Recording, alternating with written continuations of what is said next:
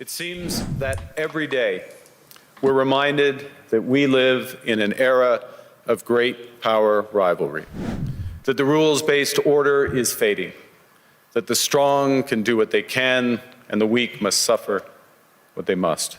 Trump አሜሪካ ፈርስት ብለው ዱላውን መምዘዝ የጀመሩት ቻይና ላይ ብቻ ነው። መጀመሪያው ነው የጀመሩት አውሮፓውያን ላይ ነው። መጀመሪያው ነው የጀመሩት ካናዳ ላይ ነው። የድሮ የራሳቸው ወዳጆች ላይ ነው። They should be grateful to us, Canada. በተለይ ደግሞ ካናዳ ከቻይና ጋር አንዳንድ የኢኮኖሚ ንግግሮች ስታደርግ አሜሪካንን የሚያበሳጫት ሁኔታ እንመለከታለን ወይም ደግሞ የትብብር ማዕቀፉ የተገነባው በሰዎች መስዋዕትነት ላይ እንጂ በንግድ ብቻ ኢኮኖሚ አይደለም። እንደዚህ አይነት እጅግ በጣም በዓለም ላይ አነጋጋሪ የሆኑ ነጮች ማይኖሪቲ የሚሆኑበት ሂደት ውስጥ ገብተዋል። አሁን የምናየው ኢሚግራንት መቀነስ አለብን፣ ማባረር አለብን አንዱም ዘመቻ በነገራችን ላይ የዛ ስጋት። አፍርሳስ ምን አይነት ነገር እየገነባች ነው? አሁን እንዳልከው ግልጽ የሆነ ነገር የለም። Couple of trade irritants between Canada and China. Canada dropped the 100% tariff on electronic vehicles. ሰላም እንደምናላችሁ፣ ኪዲ ነኝ ከካናዳ። ዛሬም በሌላ ዝግጅት ተመልሰናል። የዛሬ እንግዳችን ለቤታችን እርግጥ አዲስ አይደለም፣ ነገር ግን ዘግየት ብሎ ስለመጣ በደንብ ራሱን ያስተዋውቅልናል። እናንተስ እንዴት ከርማችኋል?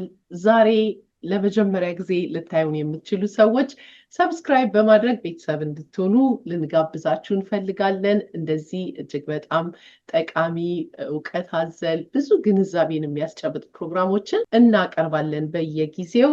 እንዲሁም ይሄንን ፕሮግራም ላይክ በማድረግ እንድትጀምሩት ለማለት ፈልጋለሁኝ። በጣም አመሰግናለሁ ድጋሚ ስለተገናኘን። በጣም በአጭር ሰዓት ነው የቀጠርኩህና ያንንም ደግሞ ተመልካቾቻችንን አክብረህ እኔንም ስለተገኘህ ላመሰግን ፈልጋለሁኝ። ዘሪሁን የፖለቲካ ተመራማሪ ነው። ራሱን በደንብ ያስታውቅልናል።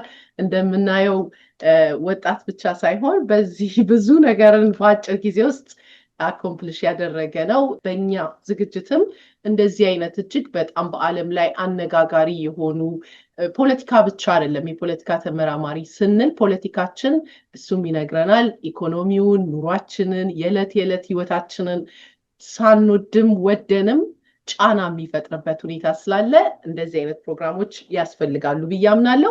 ለዛም በድጋሚ እያመሰገንኩኝ እንዴት ነህ? ራስን በማስተዋወቅ ብንጀምር። ጤና ይስጥልን። ዘሪሁን አዲሱ እባላለሁ። ያው እጩ ነኝ። እንግዲህ ገና አልተዳርኩም ለፒኤችዲ ማለት ነው፣ አልተመረኩም እና እንግዲህ በዛ በፖለቲካል ሳይንስ እና ፐብሊክ ፖሊሲ ዓለም አቀፍ ጉዳዮች ኢንተርናሽናል ሪሌሽንስ እና በልማት ጉዳዮች ዴቨሎፕመንት ስተዲስ ኤሪያዎች ላይ በአፍሪካ ቀንድ ላይ እና ደግሞ በዚህ በኢሚግሬሽን በፎሪን ፖሊሲ ጉዳይም ከአፍሪካ ጋርም በተያያዘ በተለይ ደግሞ ከካናዳ፣ አሜሪካ፣ ኖርዝ አሜሪካ ያው ካናዳ ሀገር ነዋሪዎች እንደመሆናችን ብዙ የሚወሰኑ ውሳኔዎች እንደ ኢትዮጵያን እንደ አፍሪካን ዲያስፖራ አፌክት ያደርጉናል። ስለዚህ በዛ ጉዳዮች ላይ አጠናለሁ፣ እሰራለሁ፣ ጥናቶችን፣ ፕሮግራሞችን በተግባርም እሳተፋለሁ። በጣም እናመሰግናለን። ከዚህ ቀደምም እንዲሁ በተለይ ደግሞ ጎላ ብለው የሚወጡ ነገሮች በተለይ በምንኖርባት ካናዳ እንዲሁም በጎረቤታችን አሜሪካ ዙሪያ በተለይ ደግሞ ቻይናንም ይጨምራል። ብዙ ጊዜ እንዲህ አይነት አነጋጋሪ ነገሮች ምናልባት ከግሮሰሪያችን ጀምሮ ጫና የሚፈጥርብንን ነገር ሲኖር እንደዚህ የመጣን መነጋገራችንን የሚታወቅ ነው። በዛሬም ፕሮግራማችን አሜሪካና ካናዳ እንዲሁም ቻይና የተለየ ፍጥጫ ውስጥ የገቡበትን ነገር ተመልክተናል። በተለይ ደግሞ ካናዳ ከቻይና ጋር ወይም ከሌላ በተለይ ከቻይና ጋር አንዳንድ የኢኮኖሚ ንግግሮችን ወይም ዲሎችን ስታደርግ አሜሪካንን የሚያበሳጫት ሁኔታ እንመለከታለን። ወይም ደግሞ ፕሬዚደንት ትራምፕ እሳቸው ያው በደንብ ስለሚናገሩ ወጣ ብለው ዛቻ የሚመስል ያው እንደተለመደው የታሪፍ ቅጣታቸውን ሲሰነዝሩ እንመለከታለን። ሌላው ደግሞ የኛው ፕራይም ሚኒስተር ካርኒ እጅግ በጣም ምን አይነት ድንቅ ስፒች ነው የተባለለት የዓለም ሊደር የናፈቀን ለጆሮአችን የሚመስል በጣም ማራኪ የሆነ ንግግር አድርገው ነበር። በዛም ዙሪያ ቆይታ ይኖረናል ብዬ አምናለሁ። ከዛን ጀምር እስቲ እንዴት ነው የካናዳና የአሜሪካ የቻይናን ጉዳይ ምንድን ነው ይሄንን የፈጠረው? በተደጋጋሚ ከዚህ በፊት በተለያዩ ፕሮግራሞች ሰርተናል ያነሳናቸው። እንግዲህ ትራምፕ ሁለተኛው ፕሬዚደንት ዘመኑ በብዛት የሚታወቅባቸው አዳዲስ የፎሬን ፖሊሲ ፕሮግራሞችን አስተዋውቋል። ያም በተለይ ከምዕራባውያን ጋር ካናዳን ጨምሮ ማለት ነው የኔቶ ቃል ኪዳን አባል ሀገራት የሆኑትን አሜሪካ በቀዝቃዛው ዓለም ጦርነት የመሰረተችውን የሴኩሪቲ አሬንጅመንት ወይ ኮሌክቲቭ ሴኩሪቲ ማለት የትብብር የደህንነት ማዕቀፍ እንበለው እና ያ ደግሞ ምንድነው ከዚህ በፊት የምናለው የጋራ በአርቲክሉ መሰረት አንድ አባል ከተነካ ሁሉም እንደተወረረ ይቆጠራል የሚለውን መስራት ቀድሞ ሶቪየት ህብረት ወይም ሩሲያ ምንላትን በአማርኛ አሁን የሶቪየት ህብረት ማለት ነው አሁን ያለችው ሩሲያ ወይም ራሽያ ማለት ነው ያኔ መፈራረስ ተከትሎ እና ቀዝቃዛው ዓለም ጦርነት ማክተሙንም ተከትሎ እነዛ በምስራቆቹ ዋርሶ ፓክት የሚባል ነበር ለዚህ ተጻራሪ የሆነው ለኔቶ ያኛው ሲፈርስ አሜሪካ ግን ከቀዝቃዛው ዓለም ጦርነትም በኋላ የቀድሞ የሶቪየት አባል ሀገራትን ወደዚህ ማዕቀፍ እያስገባች ወደ ካፒታሊስት ፍሪ ማርኬት ኢኮኖሚ እና የዚህ ሊበራል ዲሞክራሲ ሀሳቦችን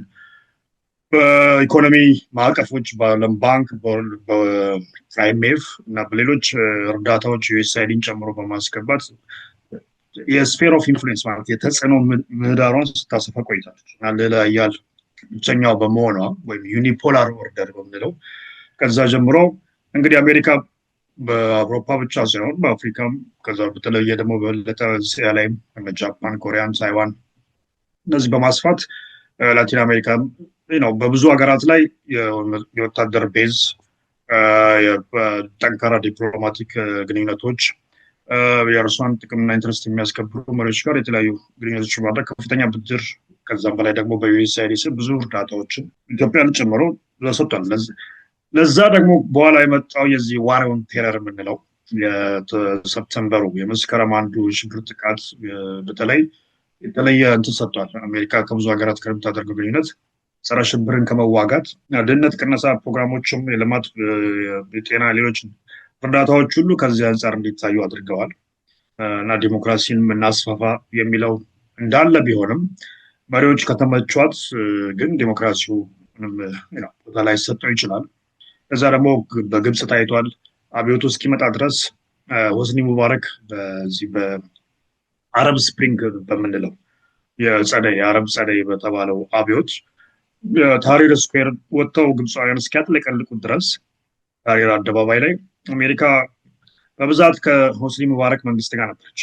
በኋላ ግን አብዮቱ በጣም ከአቅጣጫውን ከተገመተው በላይ ሲሆን ሽግግር እንደግፋለን ማለት ጀመሩ። ስለዚህ የዲሞክራሲ ጉዳይ አልነበረም። ግብጽ በነሱ ፖሊሲ ላይ ቁልፍ ሚና አላት። በተለይ በሚድል ኢስት በመካከለኛው ምስራቅ ከእስራኤል እና እስራኤል ፓለስታይን ጉዳይ ጋር በተያያዘ ኢትዮጵያ ደግሞ በአፍሪካ ቀንድ ላይ ለምሳሌ በዚህ አልሻባብ ሌሎች ሽብር ጥቃቶች ጉዳይ ላይ ባሉ ቡድኖች ላይ በተለይ አፍሪካ ቀንድ ደካማ መንግስታት መገለጫ ስለሆነ ጠንካራ ብቸኛ ሀገረ መንግስት ሆነ የወጣችው ለረጅም ዓመታት ኢትዮጵያ ነች። በእነዚህ ምክንያት የተለያዩ ሀገራት አምባገነኖችን ጭምር ብዙ እርዳታ እየሰጡ ቆይተዋል። አሁን እንግዲህ የትራምፕ ፖሊሲ ከዚህ በብዙ መውጣት አለብን የሚል አንድምታዎች አሉት። መጀመሪያው እንደምናውቀው አሜሪካ ፈርስት ነው እንግዲህ ማጋ የሚለው አሜሪካ ፈርስት ማለት አሁን እንግዲህ እነሱ የሚያዩት በምንድን ነው የአሜሪካን ኢኮኖሚክ ጥቅም ማስከበር አለብን፣ የአሜሪካን ምርቶችን የአሜሪካን ኢኮኖሚን መከላከል፣ ለአግባብ የሚመጣውን ሚግራንት በተለይ አሁን የሚመስለው ነጭ ያልሆነ ሚግራንት እንዳለ መቀነስ አለብን። በተለይ ህጋዊ ወረቀት ያለው ራሱ ቢሆን ዜግነት አንዳንድ ዜጎችም ራሱ እርምጃ የተወሰደባቸው ነው። እሱን መቀነስ አለብን። በተለይ ታሪፍ መጫን አለብን። ንግድ እና የአሜሪካ ካምፓኒዎች ቢዝነሶች ሌላ ሀገር ያሉት በተለይ እንደ ካናዳ ሌሎች ሀገራት ያሉት ተመልሰው ኢንቨስት እንዲያደርጉ በጣም ጫና እያደረጉ ነው። ያ ደግሞ ምን ፈጥሯል? ሌሎች ሀገራት ላይ ኢኮኖሚክ ጫና ፈጥሯል እንደ ካናዳ ላይ። ስለዚህ ታሪፍ ደግሞ ምን ፈጠረ? አጸፋዊ እርምጃ እንዲወስዱ አደረጋቸው ሌሎች ሀገራት። እንግዲህ ካናዳ ከአውሮፓም ጭምር የተለየ ተጠቂ ነች። አንደኛ ፕሬዚዳንቱ በተደጋጋሚ የቀድሞውን ጠቅላይ ሚኒስትር ትሩዶን ገቨርነር እያሉ ካናዳ 52ኛ ስቴት እናድርግ የሚል ተደጋጋሚ ዛቻና ውትወታዎችን ሲያደርጉ ነበር በግላጭ። ያ እንደማይሆን ተቃውሞ ሲደርስ በብዛት እና አይ ቲንክ በዋናነትም ለካርኔ መመረጥም ትልቁን አስተዋጽኦ ያደረገው የዚህ የትራምፕ መነሳት እና ካናዳ ላይ ያሳዩት ካይን ነው። ያም ምንድነው ካርኔ ጥሩ አሜሪካን የሚረዱ ጥሩ ልምድ ያላቸው ሰው ናቸው እና ደግሞ ያንን የወቅቱን ትኩሳት በደንብ ሊበራሎችን ለማደራጀት እና መራጩን ለማንቀሳቀስ ተጠቀሙበት። ስለዚህ አይ ቲንክ ኮንሰርቫቲቮች ያንን ምርጫ ተሸነፉ። ስለዚህ አሁን ካርኔ ያደረጉ ያሉትን ማየት አለብን። ምንድነው ያደረጉ ያሉትን ድክመቶች እና ችግሮች ሪኮግናይዝ አድርገዋል። ምንድነው አሜሪካ ላይ 75% በላይ ኢኮኖሚክ ዲፔንደንት ነው የካናዳ ኢኮኖሚ። በምንድነው ብዙ ምንገዛው ከዛ ነው፣ ልሸጣው ወደዛ ነው። ያ ማለት ለረጅም ዓመታት በካናዳ አሜሪካን ኢኮኖሚ ሪሌሽንሺፕ በፖለቲካል በማህበራዊ ግንኙነት አይ ቲንክ በታሪክ ዋን ኦፍ ዘ ሞስት ሰክሰስፉል ተብሎ ሊታይ የሚችል ነው። ማለት በእርስ በርሳቸው በደንብ ጥሩ በመነገድ በሁለቱ መሀል ግጭት ኖሮ አያውቅም። ምናልባት የዛሬ 150 ዓመት በፊት የነበረው ያኔ ብሪቲሾች እያሉ የነበረው ነው። ትራምፕ እሱንም አንዳንዴ እንደ ሂስትሪ አንስተው ያው ዋይት ሀውስን መጥተውብናል ብለው ያኔ ቅሬታ እሱንም እንደ እንትን ያነሳሉ ኦፍኮርስ። እና ምን ልልሽ ነው በሁለቱ መሀል በጣም ሰዎች ሄደው እዛ ይኖራሉ። ከፍተኛ ሊባል የሚችል ወደ ሚቺጋን፣ ላስ ቬጋስ ብዙ ቱሪስቶች ከዚህ በብዛት ይሄዳሉ። ስኖበርድ የምንላቸው እዚህ በተለይ ስኖ ዊንተር ሲሆን በጣም እዛ ለ3 ለ4 ወር የሚቀመጡ ብዙ ባለሀብቶች አሉ። ከዚህ በብዙ ሺህ የሚቆጠሩ ቀላል አይደለም። በቱሪዝምም እንደዛው ሄደው ደግሞ እዛ በንግድ ፍቃድ ስራ ፍቃድ ማለት ነው በብዛት ስራዎች ላይ የሚሳተፉ በጣም ብዙ ካናዳውያንስ ናቸው። የካናዳ ምርቶች በብዛት ካናዳ ሌሎች አማራጭ ድሎች እያላት እንኳን በአነስተኛ ዋጋ ሊሸጡ የሚችሉ እያሉ እንኳን ዘላቂ ሰላምን፣ ትብብርን፣ ወዳጅነትን፣ ጥሩ ጉርብትና ወይም መልካም ጉርብትናን ከማስፈን አንጻር በተዘዋዋሪም ደግሞ ከመንግስቶቻችን ሜይ ቢ ድክመትን በተወሰነ መልኩ በብዛት ንግድ ሲካሄድ የቆየው ከአሜሪካ ጋር ነው እና ይሄ ደግሞ ትራምፕ አሜሪካ ፈርስት ብለው ዱላውን መምዘዝ የጀመሩት ቻይና ላይ ብቻ አይደለም። መጀመሪያው ነው የጀመሩት አውሮፓውያን ላይ ነው። መጀመሪያው ነው የጀመሩት ካናዳ ላይ ነው። የድሮ የራሳቸው ወዳጆች ላይ የአሜሪካ ቀንደኛ በአንደኛው ዓለም ጦርነት፣ በሁለተኛው ዓለም ጦርነት፣ በቀዝቃዛው ጦርነት፣ በአፍጋኒስታን፣ በሊቢያ፣ በኢራቅ፣ በሲሪያ የተወሰነ መልኩ በእነዚህ ሶማሊያ፣ በእነዚህ ሁሉ በገባችበት ሁሉ አብረው የሚገቡ ሳክሪፋይስ ያደረጉ ህይወታቸውን የሰው ሀገራቶች ጋር ነው እየተጣላች አለችው። አሁን አንዱም ሰርፕራይዝ የሚያደርገው ለብዙ ሰዎች ይሄ ማለት የትብብር ማዕቀፉ የተገነባው በሰዎች መስዋዕትነት ላይ ነው እንጂ በንግድ ብቻ ኢኮኖሚ አይደለም። እና አሜሪካ አይ ቲንክ ይህንንም ያጣች ይመስለኛል እይታ ውስጥ ማስገባት እና ብዙዎች አንዱም የተቸገሩት በተለይ የውጭ ሀገራት የፎሬን ፖሊሲ ባለሙያዎች በምን መልኩ ነው አሜሪካን ራስ ጀርባችን መውጋት የጀመረችው የሚለው ካናዳዎች ጋርም ያለው ፍላጎት ማለት ፊሊንግ ነው። በተለይ ከኦቶዋ ብቻ ሳይሆን አጠቃላይ በመላው ካናዳ ህብረተሰቡ ዘንድ ያለው ስሜት ነው። ብዙዎች ቦይኮት አድርገዋል እቃ መግዛት የካናዳ አሜሪካን። ብዙዎች ካናዳውያን አሜሪካ ወይም የካናዳ ነዋሪዎች አሜሪካ መሄድ ትተዋል። ቱሪዝም እንደውም ሰሞኑን ያዩን አንዳንድ ቪዲዮዎች የላስ ቬጋስ ያሉ ትላልቅ የሪዞርቶች ሴንተሮች እባካችሁን ሁሉን የሚሉ ሚቺጋን እንደዚህ የተለያዩ ፕሮሞሽኖች ሁሉ እያደረጉ ነው። መቅናስ፣ ዲስካውንት የተለያየ ግን ያለው የፖለቲካል ኢንቫይሮንመንት የኢሚግሬሽን አያያዝ የሰዎችን ያለ አግባብ ያለ ህግ ያለ ፍትህ የማንገላታት ደግሞ ለሰዎች የሚመችም አይደለም። ስለዚህ ምንድነው ካርኔ በዚህ አማራጭ የወሰኑት ውሳኔ ስትራቴጂክ ዳይቨርሲፊኬሽን የምንለው ነው። ማለት በተለያየ አቅጣጫ የጥገኝነትን መቀነስ የመጀመሪያው ጥገኝነትን መቀነስ ማለት የምንነግድባቸውን ሀገራት እና ሸቀጥ የሚገባባቸውን ሀገራት በተለያየ አቅጣጫ ማስፋት አለብን። ለምሳሌ ከአሜሪካ የሚገዛ መኪና ከሆነ ምናልባት ከጀርመንም መግዛት አለብሽ፣ ከእንግሊዝም መግዛት አለብሽ፣ ከጃፓንም ከቻይናም። ስለዚህ አሁን አንዱ ያደረጉት ከቻይና ብዙ አውቶሞቲቭ የመኪና የተለያዩ እቃዎች ምርቶችን መግዛት ነው። ያ ደግሞ እዚህ ኦቶዋ ተቀምጠው የነበሩ የተነሱትን ጀነራል ሞተርስ የመሳሰሉ ትላልቅ ፋክተሪዎች መሄድን በመከተሉ እና ታሪፍ በጣም በመጫኑ ያን ማድረግ አለባቸው። አሁን ትልቁ ችግር አሜሪካ ኬኩንም ይዤ ልብላው አይነት ነው ማለት ነው። ወዳጅነትሽንም እያፈረሽ ወዳጆችሽ ደግሞ ሌላ አማራጭ እንዳይፈልጉም ከልክለሽ እንዴት ነው ማለት ሌሎቹ ሉዓላዊነት የላቸውም። በራሳቸውን ህዝብ የመጠበቅ አንድ የተመረጠ የካናዳ መንግስት ግዴታ አለበት። ህብረተሰቡን ስራ የመፍጠር ኢኮኖሚውን የማሳደግ በተለይ በዚህ ውስብስብ ዓለም ሁኔታ ውስጥ የካናዳን ጥገኝነት ተጋላጭነት መቀነስ እና ስቴብል የሆነ ጠንካራ ኢኮኖሚ መገንባት ግዴታ ነው። ያንን አማራጭ መፈለግ መብትም ነው ተገቢም ነው። ስለዚህ ያንን ሲያደርጉ ቅሬታ እናንተ መታየቱ በአንድ በኩል ተገቢ ነው ቅሬታው የሚለው ከምን አንጻር ነው? ከቻይና ጋር የሚደረጉ አንዳንድ ግንኙነቶች ጥንቃቄ ይፈልጋሉ። ምናልባት የሴኩሪቲ ሪስኮች አሉ። ኢንቴሊጀንስ አንዳንድ ምርቶቻቸው ውስጥ የሚባል ያው ብዙ ኢንቴሊጀንስ ስጋቶች አሉ። ዴሞክራቲክ ያልሆነ ምናልባት አምባገነን የሆነ ስርዓት ያለበት ሀገር ነው ፖለቲካል ስርዓቱ። ስለዚህ በቫሊዎች ላይ ለምሳሌ በሂውማን ራይትስ፣ በሰዎች የግለሰብ ነፃነት ላይ፣ በነፃ ገበያ ላይ፣ በሰዎች ህይወት ጣልቃ ለመግባት በእነዚህ ጉዳዮች ላይ የሚስማማ አይነት እይታ የላቸው። ስለዚህ ያ በሌለበት ሁኔታ የቢዝነስ ትራንዛክሽን አለምንለው ሸቀጥ መለዋወጥ ብቻ ነው የሚሆነው። ያ ደግሞ የሆነ ቦታ ላይ ችግሮች ሊያመጡ ይችላል። ትረስት ቢልድ እንዴት ነው የምታደርጊው የሚለው ላይ አለ። ተዘዋዋሪ ደግሞ ኢኮኖሚካሊ ካየሽው በብዛት ባነሰ ዋጋ ኳሊቲ ጥሩ የሆነ ምርት የማግኘት እድል አለች። ስለዚህ ብዙ ኢንቨስት የማድረግ በጣም ካፒታል አላቸው ቻይናዎቹ። እዚህ መጥተው ቢዝነሶችን ሊከፍቱ ይችላሉ። የካናዳ ምርቶችም ወደ ቻይና ገበያ በብዛት ሊገቡ ይችላሉ። ስለዚህ ያ ደግሞ ምን ይጨምራል? እዚህ ያለውን የዕቃ አቅርቦት ችግር መቅረፍ ይቻላል።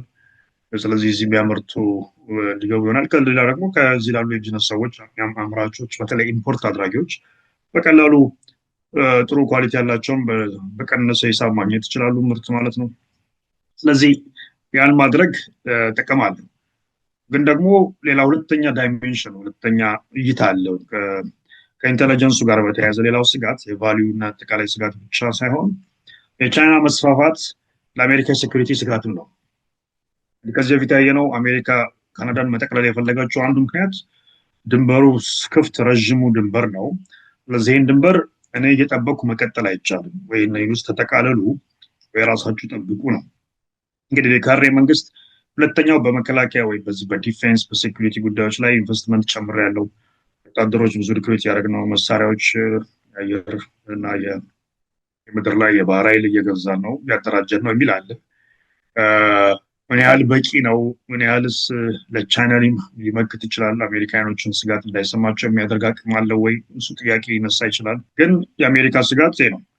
ትልቅ ሚነራል ሪሶርስ ያለባት ሀገር እና ትልቅ ድንበር ጎረቤቷ የሆነች ሀገር አሁን እያሉ ያሉት አሜሪካኖቹ የኖርዘርን ሄምስፈር የሚሉት ይሄ ኖርዝ አሜሪካን፣ ላቲን አሜሪካ አካባቢ እና እዚህ ካሪቢያን ጨምሮ ኩባን ምናምን የእኔ ሰፈሬን እኔ ነው የምጠብቀው እና እኔ ሰፈር የቻይና ርዝራዥ ቻይና ጉዳይ ከቻይና ጋር የተያያዘ ነገር መድረስ የለበትም።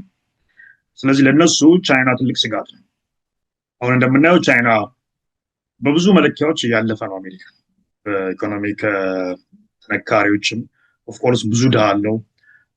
በነፍስ ወከፍ ገቢ ከታየ ስቲል ብዙ ቢሊዮን ህዝብ ስላለ እና ኢኮኖሚክ እድገቱ ምን ያህል ምንም እንኳን ታምራዊ ቢሆንም ብዙ ድህነት ቢቀንሱም ስቲል አሜሪካኖች ሀብታቸው ይበልጣል።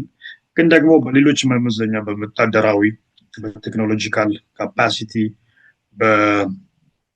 በኢኮኖሚ ጥንካሬዎች በተቋማት ግንባታ በሳይንስ ኢቨን ቴክኖሎጂ እነዚህ ጉዳዮች ኢቨን በትምህርት ላይ እየመጡ እየበለጡ። ስለዚህ የሆነ ባለበት ሁኔታ አሜሪካኖቹ ትልቁ የስጋታችን ቻይና ነች የሚል ስሜት አለ በመንግስት በምሱ። ስለዚህ አንዱም ታሪፍን ከቻይና ላይ ለመጫን እየሞከሩ ያሉት የቻይናን ምርት ለመቀነስ አንዱም እሱ ነው። ሁለተኛ ምርቶቻቸው ብቻ ሳይሆን ስራዎቻችንን ተቀማን። ስለዚህ የአሜሪካ ካምፓኒዎች ሌላ ሀገር እየሄዱ ስራ ይፈጥራሉ በአነስተኛ ዋጋ። እዚህ ግን ያለው እንግዲህ የትራምፕ አይነት መራጩ ሚቺጋን ምናምን በተለይ እዚህ ዌስተርን አካባቢ ያለው ስቴቶች ብዙ የኢንዱስትሪ የሚታወቁ ቀጠናዎች ነበሩ፣ ዴትሮይት። አሁን እነሱ ፋብሪካዎች ብዙዎቹ የዛሬ 10 ዓመት 20 ዓመት ገደማ ብዙ ተዘጋግተው ቀንሰዋል። ምክንያቱም የሌበር ኮስት ከባድ ነው። እነዚህን ለመገጣጠምና ለማምረት የሚወስደው ኮስት ከባድ ነው። ስለዚህ ወደ ሄዱ ሌሎች ሀገራት ወደ እስያ ወደ ኢቨን እዚህ መጥተው እየሰሩ ነው። ስለዚህ ያ ደግሞ በአሜሪካ ላይ የተወሰነ የስራ አጥ ማለት ፈጥሯል። ያን ግን ለማድረግ ሌሎች አማራጮች ምናልባት ፖሊሲዎች መኖር ነበረባቸው። ከዛ ይልቅ ትራምፕ የመረጡት ታሪፍ በመጫን ታሪፍ ሲጫንባቸው ስለሚወደድ እቃውን እዛ ማስገባት ወደ አሜሪካ። ስለዚህ ተመልሰን አሜሪካውኑ እናምርት እንዲሉ ነው የራሳቸውን ካምፓኒዎች። ሌሎቹ ደግሞ እንዳይወዳደሩ ታሪፍ ስለሚጫንባቸው እንግዲህ እቃ ለመሸጥ አሜሪካ ውስጥ ፕራይስሽንም መጨመር አለብሽ ማለት ነው። ምክንያቱም ኦልሬዲ ታሪፍ ስለተጨመረብሽ ያ ደግሞ ምን ያደርገዋል? የፕራይስ ኮምፒቲሽን ላይ ጫና ይመጣል። ስለዚህ በአንድ በኩል አላማው የተወሰነ ያ ግን አላማው ደግሞ ለማስፈጸም የሚሄዱበት መንገድ ትራምፕ ግብታዊ ነው፣ የማይገመት ነው። ደስ እንዳላቸው ዛሬ ተነስተው ካስቀየምሽው ጭኜብሻለሁ ታሪፍ ይልሻል። ስለዚህ ሀገር ነው ግለሰብ ነው ማን ላይ እንደሚችል ሁሉ የሚያውቅ ይመስለኛል። እና ታሪፍን ይህ ምን አምጥቷል? ወደ ተቃራኒ ንግግር ይወስደናል። ሊበራል ወርልድ ኦርደር የምንለው ሁለት በተለይ መሰረታዊ ነገሮችን ይዛል። አንደኛው ነፃና የተሳለጠ የነፃ ገበያ ግንኙነት በሀገራትና መንግስታት መካከል ህዝቦች ያ ማለት ህዝቦች ብዙ ዝውውርን ሸቀጦች ወይም እነዚህ ጉድስ የምንላቸው ምርቶች እና ኢቨን አገልግሎቶች ጭምር። ለምሳሌ ሰዎች አሁን በሜዲካል ሰርቪስ ይሄዳሉ። ሜዲካል ሰርቪስ ራሱ ኤክስፖርት ይደረጋል። ሰው ከታይላንድ የምን ከአፍሪካ ከኢትዮጵያ ብዙ ገዛ አይነት። ስለዚህ የጉድስ እና ሰርቪስ የምንለው ምርቶች በአጠቃላይ የሚሸቀጡ ምርቶችም ሆነ አገልግሎቶች መዘዋወርን በጣም አጥብቆ የሚደግፍ ፖሊሲ ነው ሊበራል ኦርደር የምንለው። ምንድነው ምክንያቱ? በህዝቦች መካከል ሰላምን ያበጣል። ምክንያቱም ብዙ ሰው አብሮ ሲነግድ፣ ብዙ ሰው አብሮ ምርት አክሰስ ያገኛል፣ ብዙ ሰው አብሮ መኖር ግዴታ ውስጥ ይገባል። ሁለታችንም ጥገኛ ከሆንን አንዱ አንዱን ማጥቃት አይፈልግም። ምክንያቱም በኢኮኖሚ ተሳስረናል ማለት ነው። ስለዚህ የኢንተርዲፔንደንስ ዘላቂ ሰላም ለመፍጠር ወሳኝ ነው የሚል እምነት አለው በንድፈ ሀሳብ ወይም በሀሳብ ደረጃ። ሁለተኛው የሰዎች ነፃነትን፣ ሰብአዊ መብትን፣ ዲሞክራሲን ማስፈን ለዚህ ደግሞ ትልቁ መሳሪያ ነው ብሎ ያምናል። ስለዚህ ሰዎች በነፃ ለመንቀሳቀስም ኢንቨስት አድርገው ለመነገድም ሀሳባቸውን ወደ ቢዝነስ ለመቀየር እና የሀገራት ኢኮኖሚ ምንጭ ለመሆንም ብለው ራሳቸውንም ከኢኮኖሚክ ለተሻለ ለማድረግ ወሳኙ ነፃነት ነው ብሎ ያምናል ዲሞክራሲ። ስለዚህ ግለሰብን ነፃነት አጥብቆ ይጠብቃል።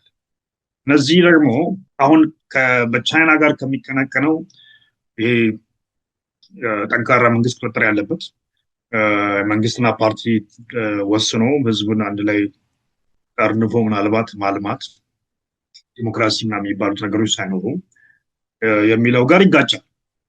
ስለዚህ አሁን ወዴት እየሄድን ነው? ቻይና ኃይለኛ የሆነ እየመጣ ነው። እዚህ ደግሞ ዲሞክራሲ፣ ሰላም፣ ሰማያዊነት፣ ነፃ ገበያ የሚለው ዓለም በዛኛው እየተረታ ነው። መረታት ብቻ ደግሞ ሳይሆን እርስ በርሱም ደግሞ እየተሻኮተ ነው። አሁን አሜሪካና አውሮፓ የምናየው ይሄ። ስለዚህ በዚህ ሂደት ካርኔ ምንድነው ራፕቸር ነው። ትራንዚሽን ላይ አይደለንም። ትራንዚሽን ላይ አይደለንም ማለት እንደገባኝ ወደምናውቀው ነገር ይሄዳል። ግን አሁን ምንድነው የተሰነጣጠቀ ሽንቁራል። እስከዛሬ ነባሩ የዓለም አሰራር የሚሰራበት መንገድ እየሰራ አይደለም። አዲስም ደግሞ እየመጣ አይደለም።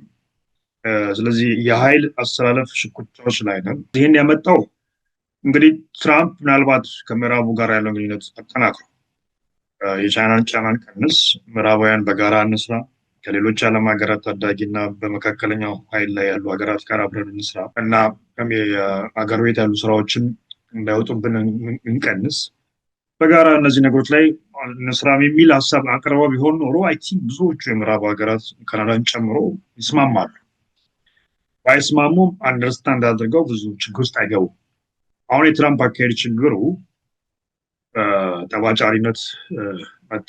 ሁለት የሚጋጩ ፖሊሲዎች አሉት። አንደኛው አሜሪካ ፈርስት እያሉ ሌሎች ሀገራትን መውረር እንደ ቬኔዙዌላ እንደ ካናዳንም አይነት፣ ቀጥሎ ደግሞ የባሰው የግሪንላንድ ጉዳይ ከዴንማርክ ጋር ከሁሉም እነዚህ ጋር የሚገናኘው ኢቭን ውስጥ ለውስጥ በኔቶ አባላት ሀገር ላይ ዴንማርክን ጨምሮ ካናዳን የዚህ አይነት የሉዓላዊነት ላይ የሚቃጡ ዛቻዎችን የተሞከረ እንኳን ባይኖሩ ንግግሮቹ ከፕሬዚዳንት የሚደረጉ ንግግሮች በዓለም አቀፍ ደረጃ በተለያየ ሚዲያ ላይ የሚሰጡ በቤተ መንግስት የሚወጡ ከዋይት ሀውስ መግለጫዎች ጤናማ አይደሉም፣ አስጊ ናቸው እና ብዙ ስጋቶችን ፈጥረዋል።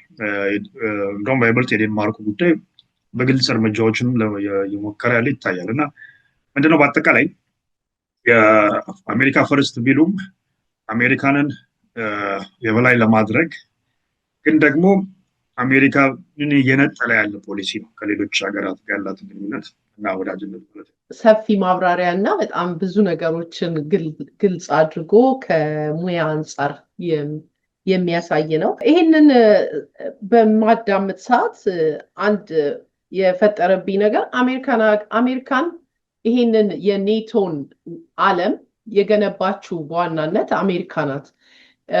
ራሷ የገነባችውን ቤት በማፍረስ ላይ ናት የሚሉ ሰዎች አሉ።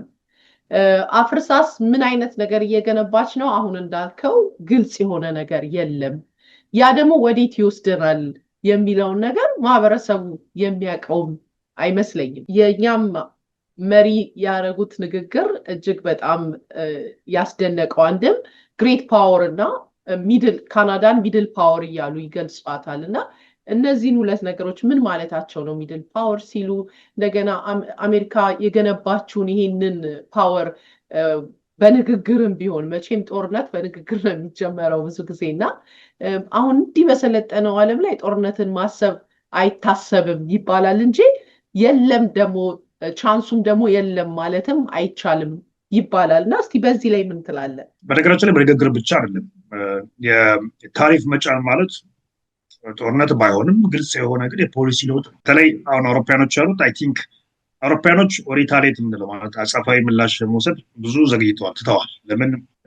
ከአሜሪካ ጋር የሚደረግ ወዳጅነት የዘለቀ ነው፣ ጠንካራ ነው። ስለዚህ ትራምፕ እንደተነሳ በሚጭነው እና በሚጥላቸው ውሳኔዎች ላይ የተወሰንሽ ከተከተልሽ ጥሩ አይመጣም በሚል ብዙ የታሪፍ ጫናዎችና ኩለላዎች እንኳን ሲያደርግ ታግሷል ላለፉት 2-3 ወራት። ስለዚህ አሁን እያሉ ያሉት አውሮፓያኖቹ አይ ቲንክ አሁን ፋይት ባክ ማድረግ መልሶ መመከት እና እርምጃ መውሰድ ወይም አጸፋዊ ምላሽ ወይም ሪታሊዬሽን ማድረግ ነው የሚሉት ገብተዋል። ስለዚህ ኢኮኖሚስቶች በዚህ በዲፕሎማቲክ ቋንቋ ኢኮኖሚክ ዋር ሊሆን ይችላል፣ የኢኮኖሚ ጦርነት ለምሳሌ። ምክንያቱም ብዙ ጊዜ ኢኮኖሚ ጦርነት ከቻይና ጋር ብቻ ነበር የሚገመተው። አሁን ከአውሮፓና ካናዳ ጋር ማድረግ ካናዳ ጦርነት ላይ ነች ማለት ላይቻል ከአቅሙ አንጻር ብዙ ሰዎች የሚስቱት ነው። ግን ሊስት እንደ አንድ ሉዓላዊ ሀገር እርምጃ መውሰድ መብት አላት፣ እየወሰደች ነው። ያ ላይወደድ ይችላል። አሁን ለምሳሌ የኢኮኖሚክ ጉዳዮቹ ኃላፊ ሌትኔክ ምንድን ነው ያለው? የአሜሪካው ካናዳውያን ላስት ካንትሪ ኮምፕሌን ማድረግ ያለባት፣ ምክንያቱም የዚህ የናፍታ ዲል የሚባለው ብዙ እንትኖች ታሪፍን ዜሮ ያደረገ ስምምነት ኦልሬዲ ከሜክሲኮ ጋር አላት። አሁን አንዱ ስጋታቸው ለካናዳውያን ስጋት ከዚህ በኋላ መባል እንኳን አይደለም፣ ምክንያቱም ኦልሬዲ ስጋት ሆኖ ወጥቷል። ሪኔጎሽሽን አለ አይ ቲንክ ከ6 ወር በኋላ ድጋሚ ያንን የመደራደር አለበት ለማስቀጠል ወይ ለመቀለስ። ስለዚህ አሁን ችግሩ ያስምምነት እያለ ኦልሬዲ ትራምፕ ዩኒላተራሊ ወይም በግሉ እየጣሰ ነው ማለት እየፈለገ እየጫነ ነው። ስለዚህ ስምምነት ስላላቸው ላስት ፐርሰን ወይም መጨረሻዎቹ ቅሬታ ማቅረብ ያለባቸው ሀገር ካናዳ ነች ማለት ትንሽ አያስኬድም። ሁለተኛ ምንድነው አይ ቲንክ በኢንተርናሽናል ሪሌሽንስ በተለይ በዩኤን ዲፕሎማቲክ መልቲላተራል ፍሬምወርክ የታወቀ ነው። ምንድነው በሱፐር ፓወር ስንል ብዙ ጊዜ በጣም ሌላ እያል በጂዲፒ በሚሊታሪ ከራሳቸው ክበብ ውጭ ምህዋር ውጭ ወጥተው ብዙ ሀገራት ድረስ በሴኩሪቲ በፖለቲካል በኢኮኖሚክ ሮል ያላቸው ማለት ነው። ሱፐር ፓወር ስንል እነሱ ስር ብዙ ሀገራትን ማሰለፍ የሚችሉ አሊያንስ በመፍጠር ሊሆን ይችላል፣ እርዳታና ድጋፍ በመስጠት ሊሆን ይችላል፣ በሚሊታሪ በግልጽ በመግባት ሊሆን ይችላል። እነዛ በብዛት ከዚህ በፊት ሱፐር ፓወር እንግዲህ አሜሪካ ነው። በቀዝቃዛው ዓለም ጦርነት ጊዜ 2 ነበሩ፣ የሶቪየት ዩኒየን እና አሜሪካ። ከዛ በኋላ አሜሪካ ብቻውን ወጣ። ከዛ በፊት ደግሞ እንግሊዝ ነበር። ከዛ አሁን ወደ ቻይና ኤራ እየሄድን ነው ወይ የሚል እንትን አለ። ስለዚህ ሚድል ፓወር የሚባሉት ከነዚህ አይነት በታች ሆነው በመሀል ያሉ ሀገራቶች ናቸው። በጂዲፒ ኢኮኖሚያቸው ጠንካራ ነው፣ ግን ሚሊታሪ በጣም ጠንካራ የሚባሉ አይደሉም። የህዝብ ብዛታቸው አነስተኛ ከመሆኑ አንፃር ግን ዲፕሎማቲካሊ ደግሞ በጣም ቁልፍ ናቸው። ምክንያቱም ብዙ በኢኮኖሚክ በማህበራዊ ብዙ ሀገራት ላይ በተለይ ታዳጊ ሀገራት ላይ ኢንቨስት ያደርጋሉ። በዚህ በሶሻል በተለይ የጤና ፖሊሲዎች ላይ በብዛት ኢንቨስት ያደርጋሉ። ኢቨን ሴኩሪቲ ጉዳይ አብረው ይሰራሉ። ከዛም በላይ ደግሞ አብረው ተባብረው ሲገናኙ የሌሎችን ድምፆች ላይ ተጽዕኖ የማድረግ አቅም አላቸው። ኮሌክቲቭ ዲፕሎማሲ ፓወር አላቸው። እነዚህ ደግሞ እንግዲህ ካናዳን ጨምሮ ኖርዌይ፣ ስዊድን፣ ዴንማርክ አይነት እነዚህ ምናልባት 40 60 50 70 ሚሊዮን ህዝብ አካባቢ ያላቸው ናቸው። በጂዲፒያቸውም አይ ቲንክ በዓለም ላይ ቶፕ 15 ኢኮኖሚስት ናቸው። ኦኢሲዲም ለዚህ ትልቁ የዓለም ሀገራት ውስጥ ያሉ ናቸው። ያው ግን ሚሊታሪሊ ሱፐር ፓወር አይደሉም። ካናዳ ኢኮኖሚ ለምሳሌ ትልቅ ኢኮኖሚ ነው በራሱ ጠቅላይ ሚኒስትሩ እንዳሉት ትልቅ የተማረ አንደኛ የተማረ ኃይል ያለው ሀገር ነው። ትልቅ የሚነራል ሪሶርስ ያለው ሀገር ነው። ትልቅ የሶሻል ኢንቨስትመንት ፖሊሲዎች ያሉበት ሀገር ነው። የጤና ኢንቨስትመንት ጥሩ ኢንፍራስትራክቸር ያለበት ሀገር ነው ከስፋቱ አንጻር። ስለዚህ በእነዚህ በብዙ መልኩ ካየ ነው ካናዳ ዋን ኦፍ ቤስት ፐርፎርሚንግ ኢኮኖሚ ነው። ያው ሪሰንትሊ መቀዛቀዞች ኢኮኖሚ እንዳለ ግን ደግሞ የራሳቱ በትምህርት ጭምር በትላልቅ ዩኒቨርሲቲዎች የኔን ዩኒቨርሲቲ ጨምሮ ያው በቶፕ 50 ሰርቲ ውስጥ በዓለም ላይ ያሉ ዩኒቨርሲቲዎች ያሉባቸው ሀገራት ናቸው እነዚህ። ስለዚህ በዛ ስታይ ትልቅ የኮምፒቲቲቭ ምንለው ትልቅ የኢኮኖሚ ኮምፒቲቲቭ ሀገራት ናቸው። ግን ሚሊታሪ ሱፐር ፓወር አይደሉም። ያ ነው ልዩነታቸው። ምክንያቱም ሌሎቹ ሀገሮች ሄደው በጉልበት የመያዝ ታሪክ የላቸውም። ሌሎች ሀገራት ጋር በጠባጫሪነት ጦርነትን ብዙ የሚማዘዙ አይደሉም። ምክንያቱም ሞር የሚያተኩሩት ሶፍት ዲፕሎማሲ ሶፍት ፓወር ምንለው ሶፍት ፓወር በሞሮፍ በባህል ልውውጥ፣ በንግግር፣ በዲፕሎማሲ፣ በኢኮኖሚክ እርዳታ እና የሴኩሪቲ ተቋማቶችን በመገንባት እርዳታ በመስጠት ነው እንጂ በሚሊታሪ ጣልቃ ገብነት አይደለም። ለዛ በግልጽ እንደ ኖርዌይ፣ አፍሪካ፣ ኢትዮጵያ የሚያደርጉትን እንደ ሲዳ እዚህ ደግሞ አሁን ተቀይሯል። የካናዳ የእርዳታ ድርጅት ኢትዮጵያ ባለፉት 30-40 ዓመታት የሚያደርገውን ማየት ይቻላል። ኢቨን በዛ በጦፈ የጦርነት ወቅት በትግራይ ጦርነት ካናዳ ምንም ሳትል በዛ ጉዳይ ላይ እርዳታዎች ላይ ብቻ ስትሰራ ነው የቆየችው። አሜሪካ ግን ምን ያህል ፖለቲሳይዝድ ሆና አንዱ ወገን ስትጮህ እንደነበር የሚታወቅ ነው። ኖርዌይ፣ ስዊድን፣ ዴንማርክ፣ ስዊዘርላንድ እነዚዎቹ አሁን ደግሞ ኢመርጂንግ ፓወር የምንላቸው ደግሞ መጥተዋል። ኢመርጂንግ ስንል ሚድል ፓወሮቹ ለረጅም ጊዜ ኢኮኖሚካሊ በጣም ጠንካራ የሆኑ ሀገራት ናቸው። ማለት እነዚህ ሀገራት ያደጉት በሰባዎቹ፣ 60ዎቹ፣ 80ዎቹ ሁሉ ያደጉ ናቸው። አሁን ደግሞ ከ90ዎቹ በኋላ በተለይ ሌት 80s ከምንለው ያደጉ የመጡ አሉ። እንደነ ብራዚል፣ እንደነ ህንድ፣ እንደነ ሳውዝ አፍሪካ አሁን እነዚህ ተርኪ እነዚህ ኢመርጂንግ ፓወር ሆነዋል። ሚድል ኢስት አካባቢ የተወሰኑ ሀገራቶች። ስለዚህ እነዚህ ተዋረድ ያሉ የተለያዩ የሀገራት እርከን ነው በኃይል በኢኮኖሚክ አቅማቸው እና በዓለም ላይ መፍጠር በሚችሉ ብቻ ነው።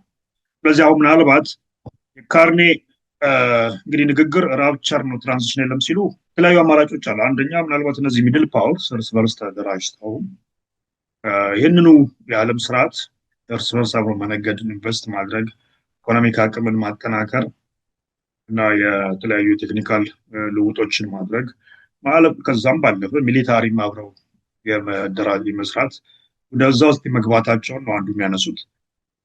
ለዛ ደግሞ አይ ቲንክ የአውሮፓ ህብረት እንዳለ ከታየ ሚድል ፓወር ስብስብ ነው። ምናልባት እንግሊዝ ከዛ ከፍላለሁ የሚል ያው ስነልቦና አላት ከታሪክ የወረሰችው ምንም እንኳን አሁን እንደዛ ነች ማለት ባይቻልም።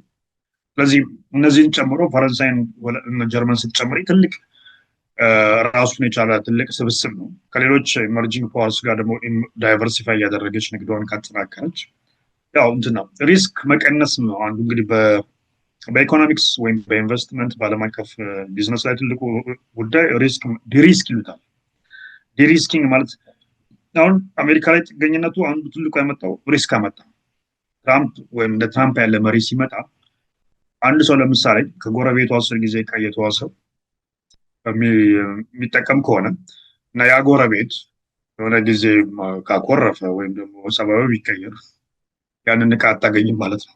ስለዚህ ሪስክ ለመቀነስ የሆነ ገንዘብ ሲኖርሽ ሆነ ቀን ከተሻለ ያን መግዛት ወይ ደግሞ የተለያዩ ሊያወሱሽ የሚችሉ አቅራቢያ ጎረቤቶችን መወዳጀት ያስፈልግሻል ማለት ነው። ስለዚህ ያንን ነው ካናዳ እያደረገች ያለችው በቀላል ቋንቋ። ስለዚህ ሪስክ መቀነስ ማለት አንደኛ ጥገኝነትሽን መቀነስ አለብሽ፣ ሁለተኛ ደግሞ አንፕሪዲክተብል የሆኑ ወይም ተለዋዋጭ የማይገመቱ እንደ ትራምፕ እና መሰል ጉዳዮች ሲመጡ አንቺንም አብረሽ ተደናግሬ ከምትይ እንግዲህ አብሬ ተደናገርኩ ከምትይ ያንን ለመቀነስ የሚደረግ ስትራቴጂክ ዲሲዥን ስትራቴጂካዊ ስልታዊ እና አስፈላጊ የሆነ የኢኮኖሚክ እና የፖለቲካል ውሳኔ ነው። ስለዚህ ከዛ አንጻር ነው መታየት ያለበት እና በዚህ መልኩ ማየት እንችላለን። እንግዲህ ራፕቸር ነው ትራንዚሽን ነው ወዴት ነው የምናደርገው እንዴት ምን አይነት ነው የሚመጣው ማንም አያውቀውም። ህዝቡ ብቻ ሳይሆን ማንም አያውቀውም። ኤክስፐርቶችም አያውቁትም። ኢቨን ወሳኝ ትራምፕ ራሱ አያውቀውም። ስለዚህ ወዴት እንደምንሄድ ቢዶን ነው ከዚህ በፊት ዓለም ገምተን ተንብዮ ይታወቃል። እንግዲህ ሁልጊዜም ለምሳሌ የዛሬ ቀዝቃዛው ዓለም ጦርነት እንዳከተመ ብዙ ምሁራኖች አንቱ የተባሉት በኔ ፊልድ በቃ ዓለም ከዚህ በኋላ አንድ ዲሞክራሲ ብቻ ሆኖ የሚቀጥል ዓለም ነው የሚመጣው። የሰው ልጅ ከዛ ውጭ የዓለም ስርዓት ሊኖረው አይችልም። ምክንያቱም ከነፃነት በላይ የሚፈልገው የለም እና አንድ ላይ ሁሉም ዲሞክራሲ ከሆነ አብሮ ከነገደ ኢንቨስትመንት፣ ንግድ ከተስፋፋ፣ ቴክኖሎጂ ከተስፋፋ ሁላችንም ከድህነት በብዛት እንወጣለን። ብዙ ሰውም ነፃ ይንቀሳቀሳል እና ከዚህ ውጭ አማራጭ ስርዓት የለም ነበረ። አሁን እንዳልሰራ እያየን ነው። አንደኛ እንደ ቻይና ያሉት በዛኛው መንገድ ሳይሄዱ ከዚህኛውም መንገድ ከዚህም እየወሰዱ ቀላቅለው ተጠቅመው ብዙ መርታ መጡ። ሁለተኛ ያኛውም አካሄድ ብዙ ቅሬታዎችን ፈጥሯል። ብዙ ሀገራቶች ላይ ለምሳሌ ኢኮኖሚክ ጫና ፈጥሯል። በዲሞክራሲ ስም ብዙ ጣልቃ ገብነቶች ተፈጽመዋል። ብዙ ኢኮኖሚክ ኢኒኳሊቲ የምንለው የፍትሐዊነትን ፈጥሯል። ብዙ ጥቂት ሀያላን ትሪሊየን አሁን ለምሳሌ ለመጀመሪያ ጊዜ በታሪክ አንድ ሰው ትሪሊየነር ገብቷል ኤለን መስክ።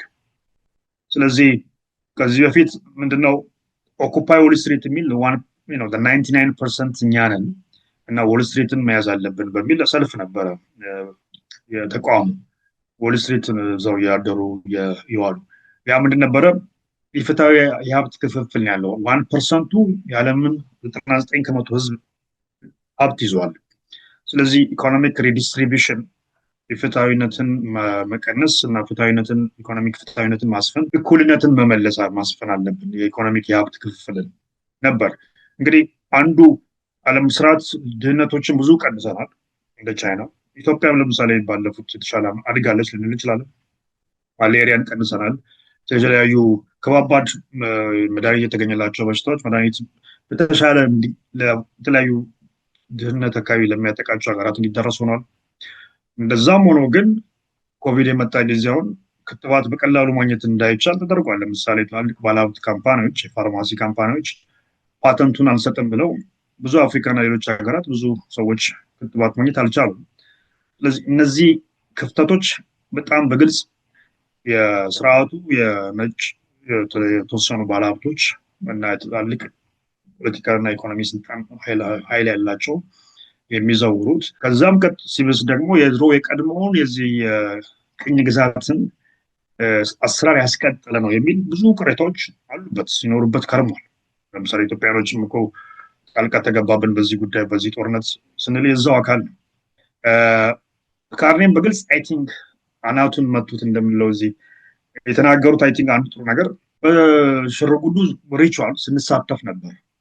የጠቀመን መስሎን አብረን እስክስታ መተናል ከነ አሜሪካ ጋር ግን ጠቃሚ እንዳልሆነ እያየነው ነው። ስለዚህ እንደ ሚድል ፓወር የራሳችንን መወሰን አለብን። ምክንያቱም የሀያላን እርግጫ መሀል ማለት በዞን ጸብ የሚጎዳው ያው ሳሩ ነው እንደምንለው። በዛ ሂደት ውስጥ ራሳችንን መጠበቅ አለብን ነው። ያ ደግሞ ምንም እውቅና መስጠት አንድ አይ ቲንክ ጥሩ ነገር የተናገሩት ስርዓቱ ፍትሐዊ እንዳልሆነ ተናግረዋል እስከዛሬ የነበረው። ይሄ ደግሞ ብዙ በተለይ ግሎባል ሳውዝ የምንላቸው ባለሙያዎች ስኮላሮች አፍሪካም ከላቲን አሜሪካ ከእስያ ከካሪቢያን የተነሱ ብዙ ሬቮሉሽናሪ የሆኑ ስኮላርስ ፖለቲካል መሪዎች አክቲቪስቶች ሲናገሩት ላለፉት 50 ዓመታት በላይ የቆየ ነው። ምንድነው የዓለም ስርዓት ኢፍትሐዊ ነው፣ የሀያላን ስርዓት ነው፣ ለድሆች ለተቸገሩ ለጭቁኖች በተለይ ነጭ ላልሆኑት የህብረተሰብ ክፍሎች ፍትሐዊ አይደለም የሚል ቅሬታ ሲነገር ቆይቷል። አሁን የካርኔ ንግግር እስማማለሁ ነው ባንዱ። ምክንያቱም የፈረሰው አንዱ እየፈረሰ ያለው በዛ ውስጣዊ ተቃርኖች ነው። ያም ደግሞ ተቃርኖ ምንድን ነው? ስርዓቱን ፍትሐዊ ያደረግን እናስፋው ሲባል ጥቅማችን ተነካ የሚሉ ሰዎች ደግሞ እየተነሱ ነው። ለምሳሌ ሌሎች ሰዎች ስራችንን ቀሙን፣ ስራ አገኙ። ሌሎች ሰዎች ደህና ትምህርት ቤት ትምህርት እድል አገኙ። ለምሳሌ የሚወሩትን እንደምትሰሚ ነው። አሁን ዲአይ ይባላል። ገና አንድ ጥቁር ነጭ ኢሚግራንት ደህና ቦታ ስትሆን ዲአይ ይባላል ማለት በዚህ በአፊርማቲቭ አክሽን ስራ የተሰጣት ተደርጎ ይታያል። በብቃቱ አይደለም የሚል ገና ነጭ ስላልሆነች ብቻ። ይህ ምንድን ነው የሚያሳየው? በዓለምን ፍትሐዊ የማድረግ ሂደት ሀሳብ እንኳን ሙከራዎች ቢኖሩ በእነዚህ እኛ ግን ያለን ፕሪቪሌጅ ማለት ያለችንን ያችን ኬኳን እየተወሰደችብን ነው የሚል ቅሬታም አለ። ስለዚህ የትራምፕም እይታ በዓለምን የተሻለ በኢኮኖሚክ እናሳድጋት፣ እስካሁን የመጣው ፍትሐዊ ያልሆነ ችግሮች አሉት ለአሜሪካውያንም፣ ለአሜሪካ ሰራተኞች፣ ወርኪንግ ክላስ እና ለሌሎችም ሀገራት እና ወደዛ እናሻሽለው አይደለም። እሱ ቢሆን ኖሮ አይ ቲንክ ብዙዎች ይስማማሉ ከትራምፕ ጋር። የትራምፕ አካሄድ ምንድነው? ለእኔ መራጭ ለእኔ ግሩፕ በተለይ ለሚለው ነው ለአሜሪካን ቢባልም የሚስማማ አይደለም። ስለዚህ ቢዝነሳችን መመለስ አለብን፣ ፖለቲካል ትናችን መመለስ አለብን። ያው ደግሞ በመጨረሻ አይ ቲንክ መነሳት ያለበት አሜሪካ አይ ቲንክ እርግጠኛ ያልሆነም ቀኑን አመቱን ባላቅም ነጮች ማይኖሪቲ የሚሆኑበት ሂደት ውስጥ ገብተዋል። አሁን የምናየው ኢሚግራንት መቀነስ አለብን፣ ማባረር አለብን። አንዱም ዘመቻ በነገራችን ላይ የዛ ስጋት ነው። ለአሜሪካ የነጭ የበላይ የማይሆንባት ሀገር ከሆነች እንትናችን አጣን ነው መልካችንን እኛን አትመስልም። ስለዚህ ነጭ እንደ ካናዳ ማይኖሪቲ ወደሚሆን እየሄደበት ከመጣ አውሮፓም ወደዛ እየሄደ ነው። የመጨረሻው ምሽግ እኛ ነን። ስለዚህ ይህንን የመታደግ ግዴታ አለብን የሚል በውስጥ የሚናገሩት ያን ነው። ስለዚህ ከዛም አንጻር አይ ቲንክ ኢኮኖሚክ ጉዳይ ብቻ አድርገን አናየው። ብዙ መልቲ ላየሮች የተለያዩ ንብብሮች አሉት። ማህበራዊ፣ ባህላዊ፣ ኢኮኖሚያዊ እና ፖለቲካዊ ጂኦፖለቲካል ሴኩሪቲ ሁሉ የተነባበሩበት ጉዳይ ነው። በመጨረሻም እስቲ ሰፋ ያለ ጥያቄ ላንሳና አንተም ማጠቃለያውን ታደርግልናለህ። በጠቅላይ ሚኒስትሩ በካናዳው መሪ የተደረገው ንግግር አንደኛው የፕሬዚደንት ትራምፕ ቁጣ መነሻ እንደሆነ ተመልክተናል። ከንግግራቸው መካከልም if you are not at the table you are on the menu ሲሉ የዓለም መሪዎችም ሲስቁም እንደማጨብጨብም ሲያደርጉ ተመልክተናል። ምን ለማለት ፈልገው ነው የሚለውንም በዛውም ብትነግረን ደስ ይለኛል። 75% የካናዳ ኢኮኖሚ በአሜሪካን ላይ የተመረኮዘ ነው ብለህናል እና ያ ትልቅ ነምበር ነው፣ ትልቅ ቁጥር ነው እውነት ለመናገር።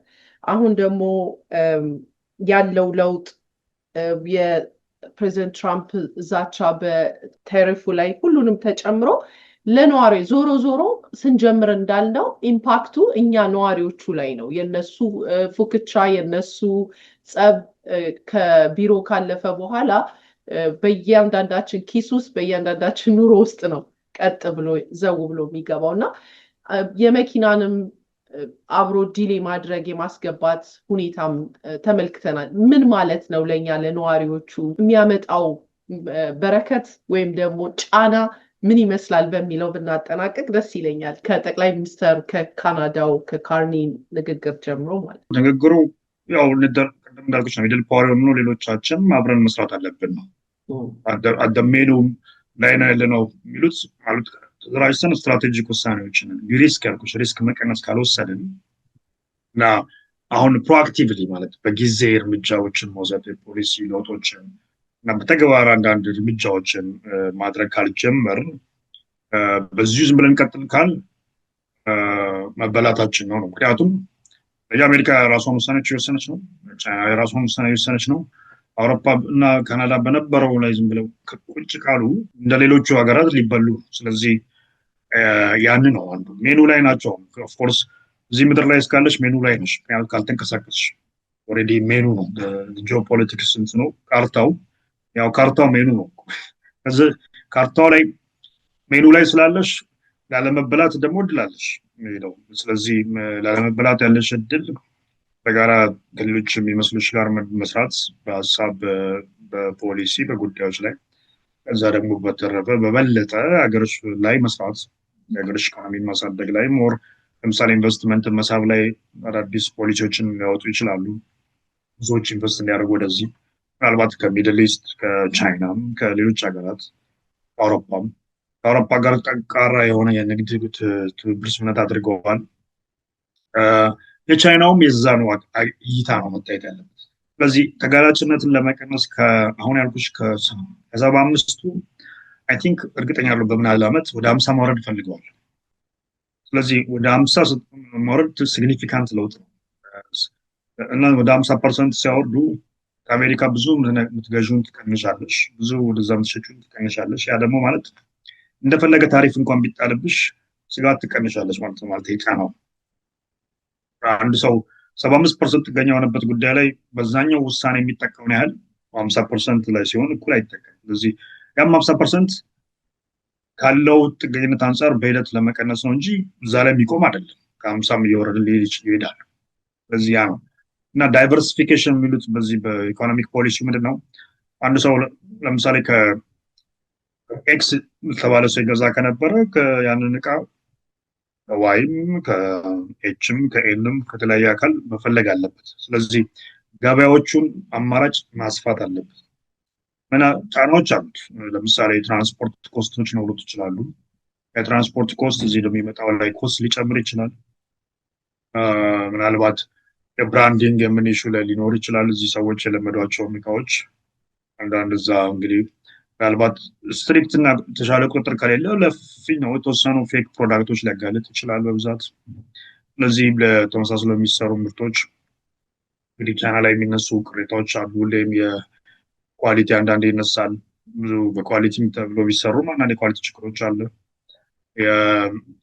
ከዛ ደግሞ አንድ ምናልባት በታናሹ ደስ የሚለኝ ነበረው ዳግ ፎርድ ቅሬታ አቅርቧል። ትልቁ የአውቶሞቲቭ ኢንዱስትሪ ያለው ኦንታሪዮ ነው። ኦንታሪዮ በዛ ጉዳይ አልተማከረም ከቻይና ጋር ባለው ድርድር በሚል ነው። ትናንት ወዲያ ግን ሁለቱ ተገናኝተው በጥሩ ግንኙነት ቋጭተውታል። ያው የካናዳ ፌዴራል ስርዓት ስለሆነ ፌዴራል መንግስቱ ኢኮኖሚ ውሳኔዎችን የመወሰን መብት አለው። ግን ይሄ ስትራቴጂክ ጉዳይ የተወሰነ ሴክተርን የሚያጠቃ ያ ሴክተር ደግሞ ኦንታሪዮ ላይ ትልቅ ስለሆነ የኦንታሪዮ ጆብስ የኦንታሪዮ ኢኮኖሚ ይጎዳል ብቻ ላይሆን ይችላል፣ ሊጠቅምም ይችላል። ግን ተወሰነ መናበብ ነበረብን ነው። ያ ደግሞ ምን ያመጣል እንግዲህ አሁን ወደ አንዱ እሱ ያለው ምንድን ነው ፕሪሚየር ያለው የኦንታሪዮ የነዛ ኢንቴሊጀንስ ጉዳይ የስለላ እንትኖች ቢልት ያደርጋሉ ወደ ሲስተም ውስጥ ሊሆን ይችላል፣ መኪናዎች ውስጥ ሊሆን ይችላል እና የዚህ የስፔዮኔጅ ስለላ መዋቅራቸውን ሊዘረጉብን ይችላል እና ያንን እንዴት ነው ስጋት የምንቀንሰው? አሜሪካኖችም ትራምፕና ሚኒስትሮችም በቻይና ለመሰልቀጥ ተዘጋጅታለች ካናዳ እያሉ ያው ሲሳለቁ ነበር። ኦፍኮርስ እንዳልኩች ስጋቱ አንዱ ነው ማለት ቻይና ቤስት ኦፕሽን ላይሆን ይችላል፣ ግን አሁን ባለው ስትራቴጂክ ነባራዊ ሁኔታ ቤስት ኦፕሽን ነው ካሉት አማራጮች። ስለዚህ በሀሳባዊ ደረጃ ቤስት ኦፕሽን ላይሆን ይችላል፣ በምድር ተግባራዊ ጉዳይ ላይ ግን ካየሽው ያለው አማራጭ ነው። ስለዚህ ምንድነው በዚህ በኩል መደረግ ያለበት? ብዙ መደረግ አለባቸው። ብዙ ኮንሰልቴሽን ያስፈልጋል። ስቴክሆልደሮችን፣ የንግድ ቢዝነስ እና የዚህ የፖሊሲ አውጪ ማህበረሰቡን ቴክኒካል ቴክኖሎጂካል ደግሞ አይ ቲንክ እዚህ ማዕቀብ መገንባት ይጠይቃል። ካናዳ ሞር አይ ቲንክ ወደ ኢኖቬሽን ወደ ኢንዱስትሪ ላይ ቴክኖሎጂ ላይ ኢንቨስት በጣም ማድረግ አለባት። ያው እዚህ የተወሰኑ ውሳኔዎች ለምሳሌ ኢሚግሬሽን በጣም ተቀንሷል። እዚህ ቪዛ እንደፈለገ መስጠት ቀንሷል። አሳይለም ሲኪንግ በጣም ቀንሷል። እነዚህ ምንድነው አንኤምፕሎይመንት በጣም ጨምሯል። የተወሰነ 13% ሁሉ ደርሷል አይ ቲንክ እና ሰዎች እዚህ አደረጃ የመጡ ሰዎች በእኛ ማህበረሰብ ስራ እያገኙ አይደለም። ስለዚህ ቀድሞ አይ ቲንክ የተሰሩ ስቶች አሉ። እኔም ኢሚግራንት ነኝ፣ አንቺ ኢሚግራንት ነች። ሰዎች መምጣታቸው አይ ቲንክ እንፈልጋለን። ችግሩ ግን ስትራቴጂክ መሆን አለበት። ለምሳሌ ስራ ኢኮኖሚው የሚደግፈው መጠንና የሚመጣው ሰው መጠን እንዴት ነው? በአመት ለምሳሌ ምን ያህል እናምጣ? 10,000 ከመጣ ምናልባት በሀገሩ ኢኮኖሚ ላይ 100,000 ስራ እድል እየፈጠርን ከሆነ እና ለምሳሌ በምን ሴክተሮች ላይ ስራ ሰራተኛ በብዛት ያስፈልገናል? በጤና በኩል ነው፣ በሶሻል ነው፣ ቴክኖሎጂ ነው፣ ኢንጂነሪንግ። ስለዚህ በእነዚህ ስማርት ፖሊሲ መከተል አለባት ካናዳ። እሱ ነው። ያ ደግሞ ባለፈው የሸልተሮች የሃውሲንግ ክራይሲስ አለ፣ የጤና ተቋማት ፋሲሊቲ ችግሮች ይኖራሉ። ብዙ ማህበራዊ ቀውሶች ደግሞ ብዙ አሉ። ክራይም ሬቶችም የሚጨመሩ ነገሮች አሉ። ስለዚህ እነዚህ አፎርዴቢሊቲ ክራይሲስ አለ ማለት ሰዎች በአቅማቸው ዛሬ ሜቢ 5-6 ዓመት ሰው በአመት $100 ብዙ አስቤዛውን ሊችል ይችላል። አሁን ያንን ማድረግ እየተቸገረ ነው። ስለዚህ እነዚህን ክራይሶች መመለስ ለዛ ደግሞ ካርኔ መንግስት እዳ አለበት፣ ግዴታ አለበት። ያን ለማድረግ ደግሞ እርምጃዎች መውሰድ አለበት። አንዱ እንዳልኩሽ አማራጭ መፈለግ ነው። ሁለተኛ ደግሞ እዚሁም ኢንቨስት ማድረግ ነው። ስለዚህ ያንን የማድረግ ጉዳዮች ናቸው የሚታዩት። ያን በምን ያህል ሰክሰስ ውጤታማ ናቸው ወይ አይደሉም? አይ ቲንክ ኮንሰርቫቲቮቹም ተስማምቷል በብዙ መልኩ ሆነው እንደምናየው ምንም እንኳን የምርጫው ሰሞን ብዙ ቢቃረኑም በትራምፕ ጉዳይ ኢቨን የካርኔ ንግግር አድንቀው ነው የኮንሰርቫቲቭ መሪው መግለጫ ወጥቶ ትናንት ነው።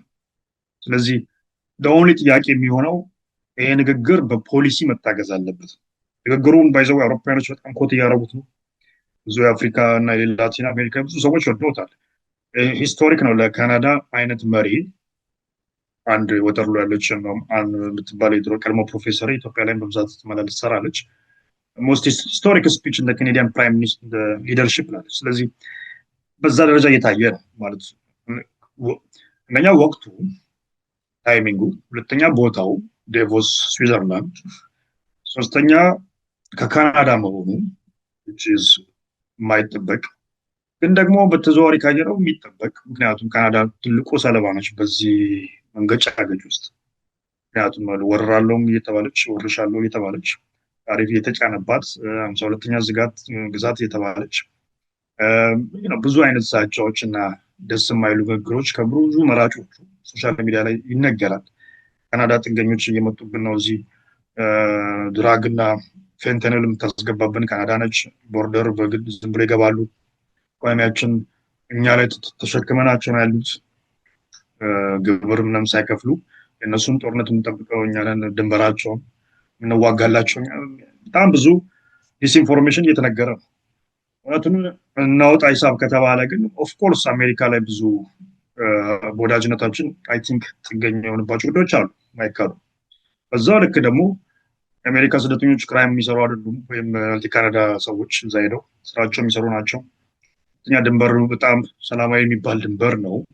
ሶስተኛ ከታየ አይ ቲንክ እንደ ካናዳ አይነት ጎረቤትና አይ ቲንክ ፈልገው የሚያገኙ መለወጥ ቢቻል ነበር። አይ ቲንክ ጎረቤትና አይ ቲንክ የካናዳውያን ምኞት እሱ ነው። አሁን እንደምገምቱ ጎረቤትናን መቀየር ቢቻል መቀየር ይፈልጋሉ። እና ከዛ አንጻር ከታየ ምንድነው አሁን የምናየው አንግሬትፉልነስ አለ ማለት ይሄ የበላሽበትን ወጨት መስፈር እና የጎረሶችን እጅ መንከስ የምንለው በእኛ አገላለጽ ይታያል። ያ ነው ሰዎችን እየጎዳቸው ያሉት። ለምሳሌ ሰሞኑን ስዊድን ነው ምናምን የሄዱ አንድ የአሜሪካ የህግ መወሰኛ ምክር ቤት አባል ራሳቸው የሪፐብሊካን አዝነው ነው የመጡት። ለምን? ዴንማርክ ማለት ነው። ዴንማርክ እዛ የሁለተኛው ዓለም ጦርነት ላይ እና በኋላም አፍጋኒስታን ላይ የሞቱ የዴንማርክ ዜጎች ከአሜሪካ ጎን ተሰልፈው ያሉት ጋር ሄደው አበባ ጉንጉን አረጉ። በዘዋዋሪ ግን ትራምፕ ዴንማርክ ግሪንላንድን ልውሰድ ይላል። እንዴት ነው ሂሳብ የምንሰራው? እና አንዳንድ ጊዜ ብንፈልገው እንኳን በሌሎች መንገድ መወጣት መቻል አለበት። ስጋት ሴኩሪቲ ኦፍኮርስ ግሪንላንድ ለአሜሪካ ትልቅ አይ ቲንክ የሴኩሪቲ ሪስክ ነው፣ ስጋት ነው። ግን ያንን በተለያየ መንገድ ስማርት መሆን ይችላሉ። ያን ማድረግ እየፈለጉ አይደለም። እና ትንሽ አሮጋንስ እና ኢግኖራንስም አለ በዛ በኩል። ያው እኛ የበላይ ነን አሜሪካንን የሚልም አለ። ተዘዋዋሪ ደግሞ አይ ምንሸጡልን ከሆነ መግዛት እንፈልጋለን ነገር አለ። ስለዚህ አንስቴብል ነው ጊዜው፣ ያልተገመተ ጊዜ ነው። የሚመጣው ሰው አያውቅም። ስለዚህ አንፕሬዲክቴብል ታይም ሁልጊዜም ኮምፎርተብል አይደለም። ሰዎች ለምሳሌ የሚነግዱ ሰዎች ዋስትና አይሰማቸውም። ሸማቹም ሌላው ተጠቃሚ ህብረተሰብም ቢሆን ያለችውን ሴቪንግ ላስቀምጥ ወይስ እሷን ለተወሰነ እየቆጠብኩ ልጠቀም ግራ የሚያጋባ ጊዜ ነው። ሌላ ደግሞ ለመዘዋወርም ስጋት እየፈጠረ ነው።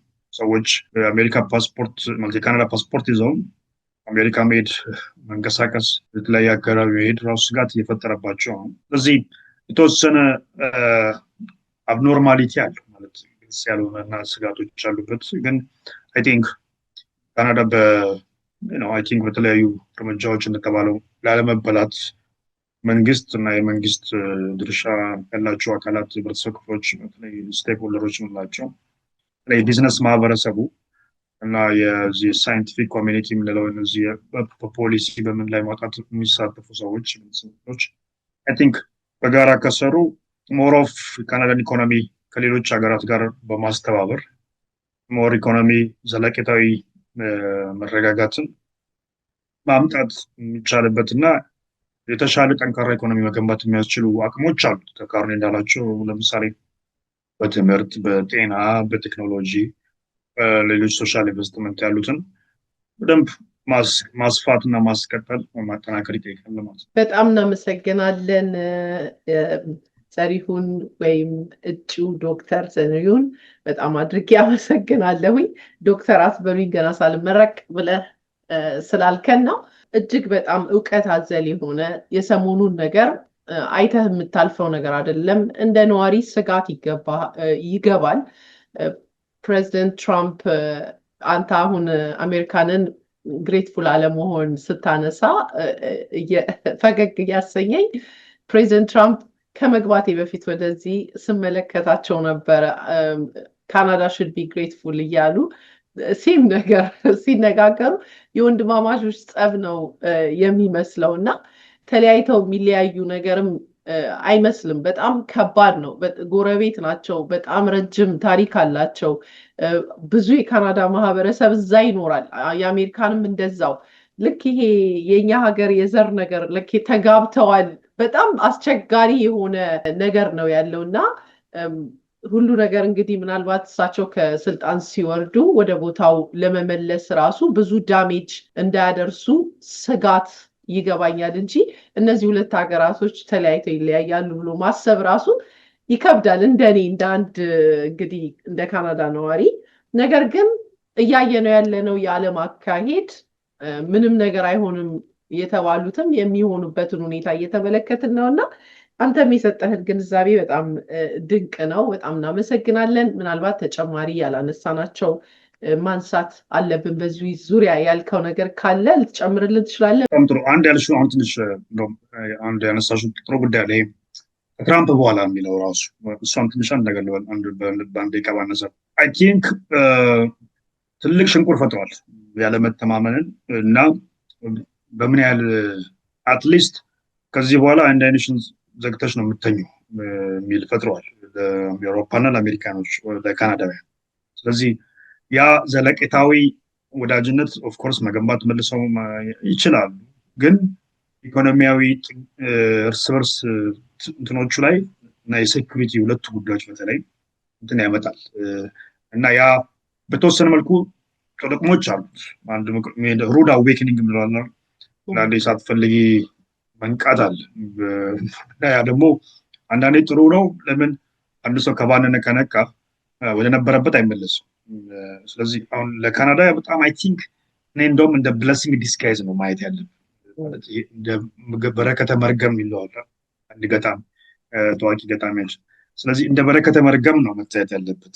ኦፍኮርስ ቀጠሮ አልሰጠንም፣ ጊዜ አልሰጠም ለካናዳውያን አማራጮች በጊዜ ሁለተኛ የምተቸው ቀድሞ የካናዳ መንግስታት ቀድሞ ይህንን አይተው ብዙ ውሳኔዎችን እያሻሻሉ መጥተው ቢሆን ኖሮ እዚህ ውስጥም አልገባን ነበር። ይህ ደግሞ አንዱ ተጠያቂ ነው፣ ሌሎችም የቀድሞ መሪዎች ተጠያቂ ናቸው። ስለዚህ ያ ነው አንዱ ትልቁ መተቸት ያለበት። ግን ከዚህ በኋላ ኦፍኮርስ ጥሩ ዲፕሎማቲክ ግንኙነት ይመሰረታል፣ ጥሩ ወዳጅነቶች ይኖራሉ ማድረግ ከትራምፕ በኋላ የሚመጣው መንግስት ታይቶ። ግን እነዚህ ኢኮኖሚያዊ ውሳኔዎች መቀልበስ ከባድ ነው። ምክንያቱም አንዴ ከቻይና ጋር ሞር እየነገርሽ ከአሜሪካ ቀንሰሽ እነዛን ከእንደገና መመለስ አስቸጋሪ ይሆናል። እነዚህ ከዛም ስለዚህ የትራምፕ ፕሬዚደንሲ ኮንሲኩዌንሻል ነው የምንለው ማለት ብዙ ውጤቶች መጥፎም ጥሩም ሊባሉ የሚችሉ ያመጣ ምናልባት የመጨረሻውን አሜሪካን ሱፐር ፓወር ደረጃን ኮላፕስ ማድረጉን ያጋልጣል ነው መሆን የሚችል። በጣም እናመሰግናለን። በተለይ በመጨረሻ ሰዓትም አሁን ያነሳው ትክክል ነው። በጣም ስጋት አለ። አንዴ የነደፈህን እባብ በጣም ከባድ ነው እንዳልከው። በረከተ መርገሙን እንግዲህ ከመርገም የሚመጣ በረከት እንደማለት ይመስለኛል። እሱን ለካናዳ እንመኛለን። ስለነበረን ቆይታ እጅግ በጣም አድርገን እናመሰግናለን። ተመልካቾቻችን እንግዲህ በዚህ ላይ ያላችሁ ብዙ ጥያቄዎች እንደሚፈታ ተስፋ አድርጋለሁ። ለምን የኔ ብዙ ጥያቄዎች ምንድን ነው እየተካሄደ ያለው የሚለውን ከዜና ባሻገር በራሳችን ቋንቋ በራሳችን ምሁር እንዲህ ሲተነተን መስማት እጅግ በጣም ለኔ እንደ ራሴ እንደ እድለኛ ነው የምቆጥረው። ለዛም አንተ ደግሞ አክብረህን እዚህ መተህ በእንደዚህ አጋጣሚ ስለምትገኝ እጅግ ላመሰግን እፈልጋለሁኝ። ተመልካቾቻችን እናንተም ግልጽ ያልሆነላችሁ ነገር ምናልባት በዚህ ጉዳይ ላይ ብትነግሩን የምትሉትን በኮመንት ሴክሽን አስቀምጡልን። አብራችሁን ስለነበራችሁ ቆይታ እጅግ በጣም አድርገን እያመሰገንን በሌላ ዝግጅት እስከምንገናኝ ቸር ቆዩልን።